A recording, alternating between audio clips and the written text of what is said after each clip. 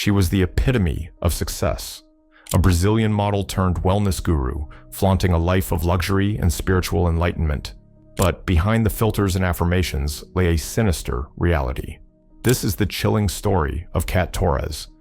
I don't believe it. I have to say they are absolutely ridiculous and that they need to run back to their parents. The influencer who manipulated, exploited, and trafficked her followers under the guise of self-help and spirituality.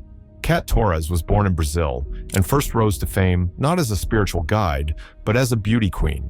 She represented Brazil in several pageants and walked glamorous runways, showcasing her beauty and charisma.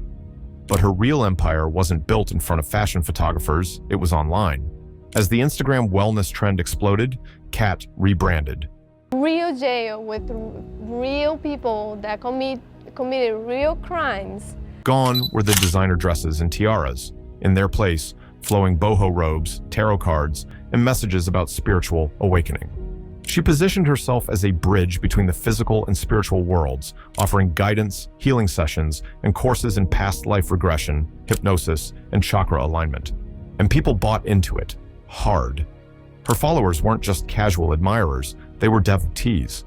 Many of them were young women searching for meaning, healing from trauma, or looking for an escape from the chaos of modern life. Kat offered not just content, but a community, a sisterhood, a promise that they too could transcend suffering and unlock their true purpose. But as her empire grew, so did whispers of something being off. In 2019, Anna, a 22-year-old university student from Boston, responded to a call Kat had posted online. Kat, I was just in rock bottom point in my life. I had gone out of an abusive relationship. Kat was looking for an assistant to help manage her business. The job sounded like a dream, a chance to work closely with a spiritual influencer, live in New York, and be part of a mission that promised to heal the world. But the dream shattered on day one. Anna arrived to find herself sleeping on a urine-stained couch in a cramped apartment. And I kind of started to turn to the spiritual world. Kat controlled everything: when she could sleep, what she could eat, who she could talk to. Days stretched into weeks. There was no salary, no contract, just endless tasks, exhaustion, and subtle psychological manipulation disguised as spiritual lessons. Perfect Instagram feed, always looking her best, and then when I got to her house, it was shocking. Kat told Anna that her suffering was necessary, that she was purging her past life trauma, that the universe was testing her commitment. Over time, Anna's sense of reality blurred. She wasn't just being exploited, she was being spiritually gaslit, and she wasn't the only one. In September 2022, concern grew as two young Brazilian women, Desiree Freitas and Leticia Maia, vanished after moving to the United States to live with Kat Torres. Their families, alarmed by the sudden silence, initiated social media campaigns to locate them. Desiree, 25 years old, had been living in Germany before Torres offered her a new life in the US. Kat said, you know, you don't have to keep working at the club if you start to feel bad. Hang out with the guys. Leticia, 21 years old, had been a client of Torres since she was 18, seeking spiritual guidance. Both were drawn in by Torres's promises of empowerment and transformation. Upon arrival, the reality was starkly different. The women were confined to their rooms, required to seek permission for basic activities. Going out, talk to guys, they're gonna give you money, imagining you getting money from them, and bringing luggage. And coerced into sex work. Torres imposed daily earning quotas, and failure to meet them resulted in severe consequences, including being locked out of the house. Desiree's family, unable to reach her, created the Instagram account at Searching Desiree to raise awareness. The campaign gained traction, catching the attention of media outlets and law enforcement agencies. Former victim Anna, upon seeing the campaign, provided crucial information to the FBI, detailing her own experiences and Torres's manipulative tactics. This testimony was instrumental in advancing the investigation. The FBI, collaborating with local authorities, located Torres and the two women in Maine. Torres had moved there to evade scrutiny. During a welfare check, agents observed signs of control and coercion. Subsequently, Torres was detained for immigration violations and deported to Brazil in November 2022. Upon arrival, she was arrested on charges of human trafficking and slavery. Desir and Letitia were safely repatriated to Brazil, where they began their recovery. Desir later stated that Torres exploited her faith and trust to manipulate her into actions that went against her values. The investigation revealed that Torres had a pattern of isolating her victims, controlling their finances, and using spiritual rhetoric to justify her actions. Over 20 women came forward with similar allegations, painting a picture of systematic abuse under the guise of mentorship. This case underscores the potential dangers of unchecked influence and the importance of vigilance in online interactions.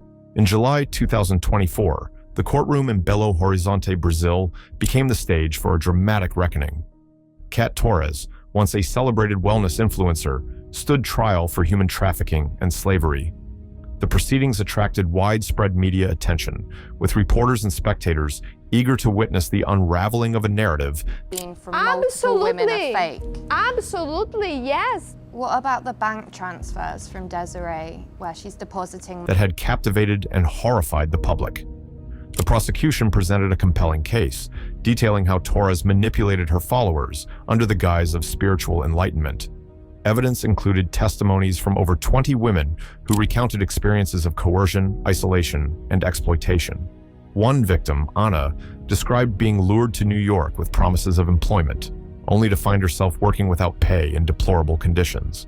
Financial records revealed that another victim, Desiree Freitas, had transferred more than $21,000 to Torres over a 2-month period in 2022. Desiree testified that she was pressured into sex work and subjected to strict earning quotas, with failure resulting in punitive measures. Throughout the trial, Torres maintained her innocence, portraying herself as a misunderstood spiritual guide. In a jailhouse interview, she stated, "You choose to believe whatever you choose to believe. I can tell you I'm Jesus, and you can see Jesus or you can see the devil, that's it. It's your choice. It's your mind." Despite her assertions, the jury found Torres guilty on all counts. The judge sentenced her to 8 years in prison, emphasizing the severity of her actions and the lasting impact on her victims. The verdict was met with a mix of relief and sorrow, as survivors and their families grappled with the emotional toll of the ordeal. The case of Cat Torres serves as a stark reminder of the potential dangers lurking behind curated online personas. It underscores the importance of vigilance and critical thinking in the digital age, where appearances can be deceiving and trust can be exploited. It's easy to look at a story like Cat Torres's and wonder, how did this happen? How did intelligent, independent women fall under the spell of someone with no formal credentials, no legal power, no visible force? The answer is chilling and disturbingly familiar. Cat didn't need chains. She didn't need locked doors or physical threats. What she used was far more effective, the invisible shackles of psychological control. And in many ways, her behavior mirrors that of cult leaders throughout history. First, she cultivated a myth. In every post, every voice note, every hypnotic caption, Cat painted herself as something more than human, a healer, a witch, a divine channel. Her followers weren't just paying for life coaching. They believed they were aligning with cosmic destiny. She wasn't mentoring them, she was awakening them. This created what psychologists call a messiah complex.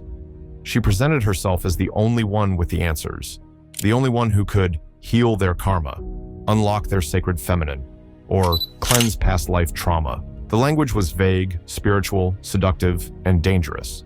And then came isolation. Slowly, subtly, she encouraged her followers to cut ties with family, with friends, with anyone who questioned her. "They're in the matrix," she'd say. "They don't understand your vibration."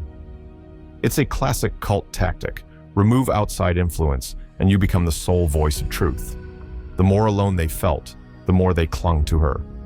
But Cat didn't stop at emotional manipulation. She built a system of behavioral control too.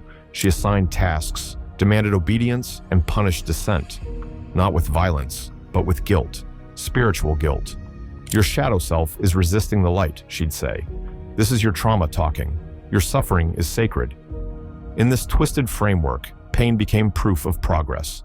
Suffering was framed as growth. If something felt wrong, it meant you weren't healed yet. Then came the exploitation. Once trust was absolute and obedience routine, she introduced energy exchanges that were anything but spiritual. Followers were coerced into sexual acts, unpaid labor, and financial dependence, all while believing they were choosing their path. Coercion disguised as consent. That's the hallmark of psychological domination. What's most terrifying is that this didn't happen in the jungle or on a remote compound. It happened in bedrooms in New York, in Airbnbs in Miami, in group chats on WhatsApp. It happened online, right in plain sight. Social media became her pulpit. Her followers were her congregation. And Instagram, it was her temple. If you've studied cult psychology, you'll recognize the playbook. Charismatic leader? Check. Isolation from outsiders? Check. Demand for purity? Check. Us versus them worldview? Absolutely. Unquestionable authority? Without a doubt. But here's the twist. Kat wasn't born in a cult. She built one, with nothing but charisma, spirituality, and a phone. And that should scare all of us, because in the age of Instagram and TikTok, the tools to create a cult aren't locked behind gates anymore. They're free, they're viral, they're monetized. It's not about robes and bonfires anymore. It's about hashtags and healing circles, about guided meditations that slowly become obedience training, about selling transformation and delivering control. What happened with Kat Torres isn't an isolated case. It's a warning shot, a sign that in a world obsessed with spiritual awakening, we need to stay grounded in reality, because sometimes the people who say they'll lead you to the light are the ones who pull you into the darkest places. Kat Torres sold herself as a beacon of light, but it's often in the name of light that the darkest manipulations occur. The women who came forward, many still in recovery, are the real heroes of this story. They chose truth over shame. Their bravery shattered the illusion and helped bring justice, not only for themselves, but for the many who never spoke up. This case is more than a scandal. It's a wake-up call, a call to question influencers who demand total loyalty, to be skeptical of those who promise salvation for a price, to value guidance that empowers, not enslaves. Because the truth is, no one holds the key to your transformation but you. If this story moved you and you found this video informative, please like, subscribe, and share it with someone who might need this reminder. Stay informed, stay aware,